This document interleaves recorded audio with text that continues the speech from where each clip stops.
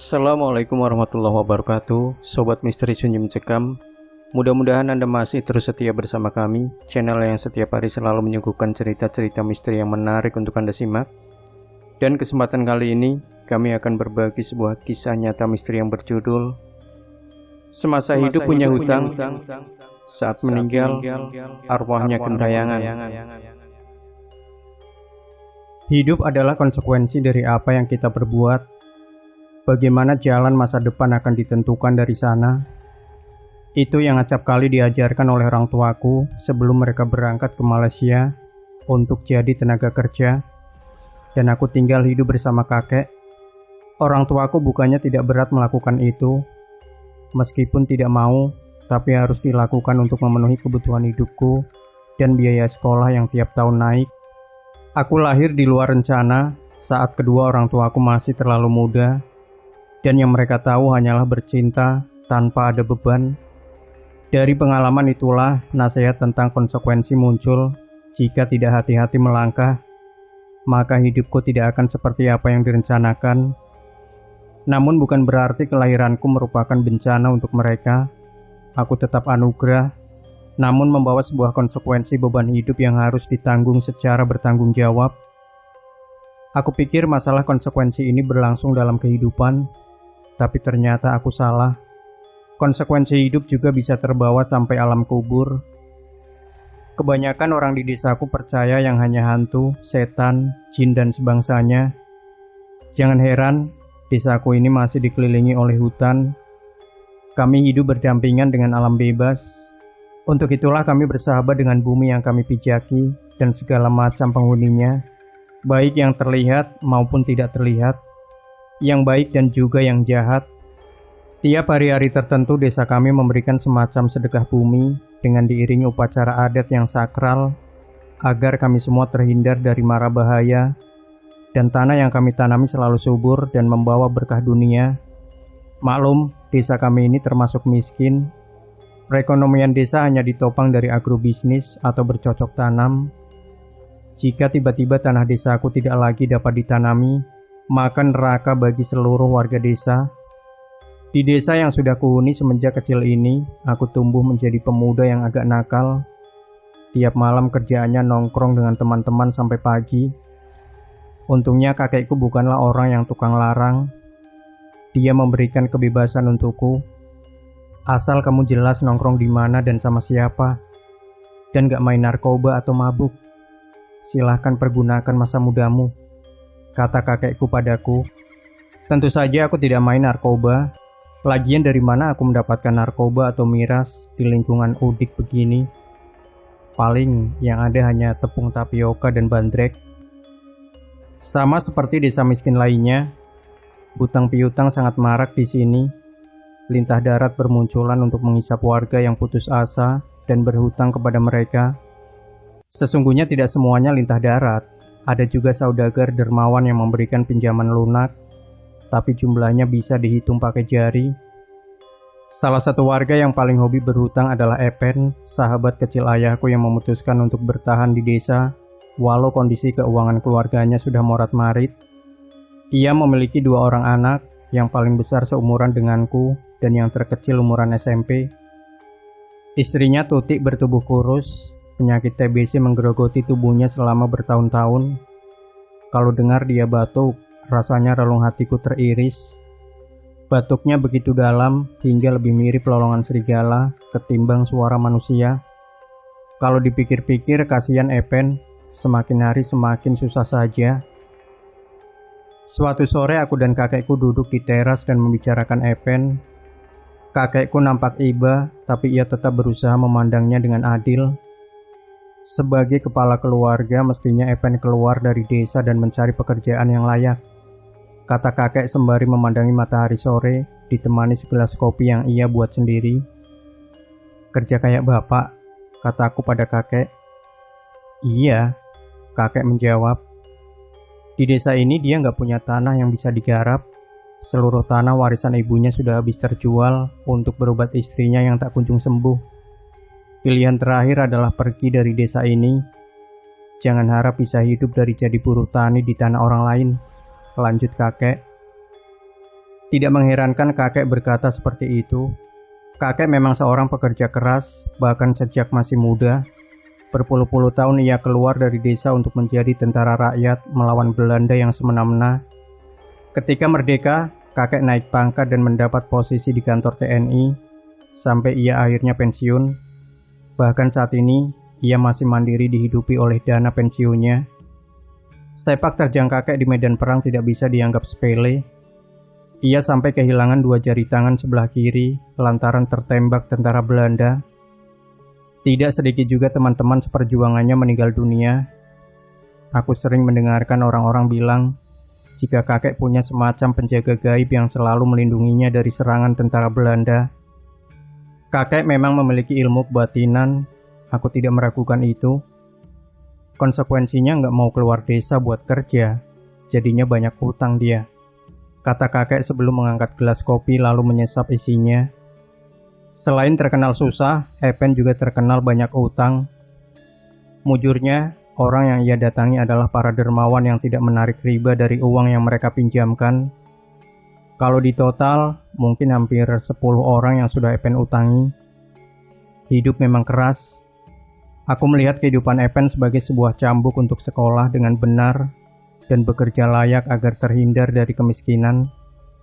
Lama tak mendengar kabar dari Epen, tiba-tiba aku dan kakek dikagetkan dengan berita duka. Epen gantung diri di rumahnya. Mayatnya ditemukan oleh anak pertamanya, menggantung di kamar mandi dengan seutas tali tambang di leher. Berita ini tentu saja menggemparkan desa. Seluruh warga berduyun-duyun melayat ke rumah Epen. Bapak-bapak di desaku menyiapkan prosesi penguburan untuk Epen. Sedih sekali ketika melihat raut wajah istri dan anak Epen. Sepertinya dunia sudah kiamat untuk mereka ketika tulang punggung keluarga pergi selamanya. Kakek dan aku membantu proses penguburan hingga selesai. Setelah malam tiba, aku dan kakek baru pulang ke rumah. Selang beberapa hari semenjak kematian Epen, sesuatu yang ganjil mulai terjadi di desaku. Hansip yang biasa jaga malam dan warga yang kebetulan harus keluar malam mulai melihat penampakan sosok yang mirip Epen berkeliaran di jalan desa yang sepi. Menurut mereka yang tidak sengaja melihat sosok Epen, wujudnya sangat mengerikan. Jalan sosok tersebut gontai dengan leher panjang yang sudah tidak bisa menopang kepalanya lagi, hingga kepalanya jatuh ke dada. Desas-desus keberadaan arwah Epen makin santer, dan warga jadi takut untuk keluar rumah malam-malam. Desaku mendadak angker dan mati. Malam-malam dingin yang biasanya dihangatkan oleh para warga yang berkumpul di warung kopi, kini sirna. Kini malam menjadi semakin dingin hingga menusuk tulang. Usut punya usut, ternyata arwah Epen mendatangi rumah orang-orang yang telah meminjaminya uang. Epen datang untuk meminta maaf karena tidak bisa membayar hutangnya. Satu persatu pintu rumah diketuk oleh arwah Epen. Ketukannya cukup keras, namun berjeda lama. Jika tidak dibukakan, Epen akan masuk sampai ke kamar pemilik rumah. Kejadian ini malah membuat warga semakin takut. Sampai-sampai Hansip ogah jaga malam karena takut. Aku sendiri sih biasa saja, sama sekali tidak takut. Kegiatan nongkrong bersama teman-teman pun tetap berjalan seperti biasa. Dan malam ini kami nongkrong di rumahku sambil bermain gaplek. Teman-temanku juga tidak ada yang takut. Mereka semua santai saja menyikapi fenomena arwah Epen yang menggegerkan itu. Lagian aku pengen lihat juga, kayak gimana sih arwahnya? Kata salah satu temanku. Perkataan itu diaminkan oleh seluruh temanku. Saat tengah asik bermain gaplek, kakek keluar dari rumah dengan wajah berang. "Pulang kalian semua," kata kakek. Aku dan teman-temanku terheran-heran dibuatnya. "Sekarang juga pada pulang sana, tidur." Kakekku mengulanginya sebab tidak satu pun di antara kami yang bergerak. Aku kira kakek bercanda, namun ternyata tampang masih saja serius hingga aku menyuruh pulang teman-temanku. "Kenapa sih temanku disuruh pulang?" Tanyaku kepada kakek saat teman-temanku sudah pulang seluruhnya. "Malam ini gak aman," kata kakek singkat. "Gak aman gimana? Jangan ngada-ngada deh, kek," balasku pada kakek. "Diam." Aku pun diam. Mata kakek liar melihat ke depan rumahnya seperti ada sesuatu yang ia cari. Bersamaan dengan itu, aku mencium bau bangkai yang menyengat dengan sedikit sentuhan anyir darah. Ada apa sih? Kakek langsung membungkam mulutku dengan tangan kanannya, sementara tangan kirinya menutup mataku. Sayup ku dengar kakek merapalkan sesuatu. Setelah selesai, ia baru membuka mataku. Saat aku melihat ke jalanan depan rumah yang sepi, sedikit demi sedikit bayangan seseorang terbentuk. Makin lama makin jelas. Ada seseorang tengah berjalan pelan di jalan depan rumahku. Aku mengenali orang itu. Dia adalah Epen. Jalannya persis orang yang kakinya patah, rada sempoyongan. Dan yang membuat tubuhku lemas adalah kepalanya layu ke dada. Kepala Epen seperti asal nyambung saja dengan leher hingga terombang-ambing saat ia berjalan. Saat ini dia lagi nyari tumbal, makanya kamu jangan ada di luar. Belum sempat menjawab, kakek sudah menarikku ke dalam rumah. Arwah Epen kenapa bisa nggak tenang? Aku bertanya saat kami berada di dalam. Kakek menggeleng. Itu bukan arwah Epen.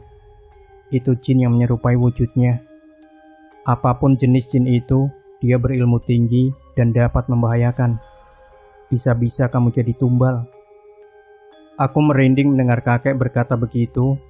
Timbul perasaan menyesal lantaran awalnya aku meragukan niat kakek. Sebelum kami berpisah, kakek menutup kembali kedua mataku dengan tangannya dan merapalkan sesuatu lagi lewat bibirnya. Sekarang mata batin kamu udah kututup lagi. Tidur sana, biar nggak telat sholat subuh, kata kakek. Aku mengangkat tanganku ke jidat. Siap, Dan. Kakek tidak mengindahkan humorku, wajahnya masih tegang. Aku masuk ke dalam rumah dan langsung merebahkan diri ke atas tempat tidur. Tidak seberapa lama aku mulai terlelap. Menjelang subuh pintu kamarku diketuk cukup keras sampai aku terjaga. Kakek memang tidak pernah lupa membangunkanku untuk siap-siap sholat subuh. Aku menyeret tubuhku sendiri untuk membuka pintu.